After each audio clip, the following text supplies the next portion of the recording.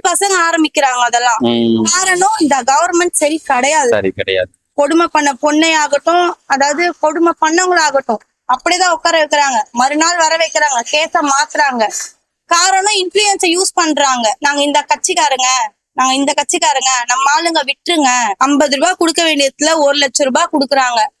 இப்போ நடுத்தர மக்களும் அங்க போய் நிப்பாங்க, பணக்காரன் நிப்பான். பணக்காரன் வந்து குடிச்சிட்டு போய் நிப்பான், கஞ்சா அடிச்சுட்டு போய் நிப்பான். ரோட்ல இருக்க பொண்ணை போயிட்டு என்னதான் பண்ணிருப்பான். அந்த பொண்ணு நியாயம் கேட்டு போவோம். இவன் 1 லட்ச ரூபாய் பணத்தை கொடுத்தா யாருக்காக பேசுவாங்க? பணம் கொடுத்தவனுக்காக. பணம் கொடுத்தவன் அந்த ஆட்சிக்காரனா இருப்பான், அந்த ஆட்சியில இருக்கவங்களா இருப்பாங்க. இப்ப ரீசெண்டா இப்ப இந்த ஆட்சி வந்திருக்கு. இந்த ஆட்சி வந்ததுல இருந்து நிறைய அபியூஸ் நடக்குது, நிறைய கஞ்சா உள்ள வருது போகுது, எல்லாமே நடந்துட்டு இருக்கு.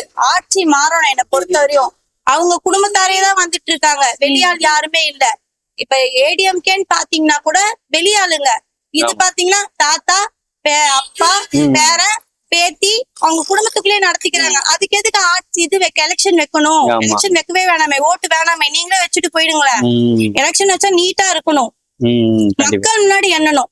என்னை பொறுத்தவரையும் ஃபர்ஸ்ட் மக்கள் யாராவது ஒருத்தர் உள்ள இருக்கணும்.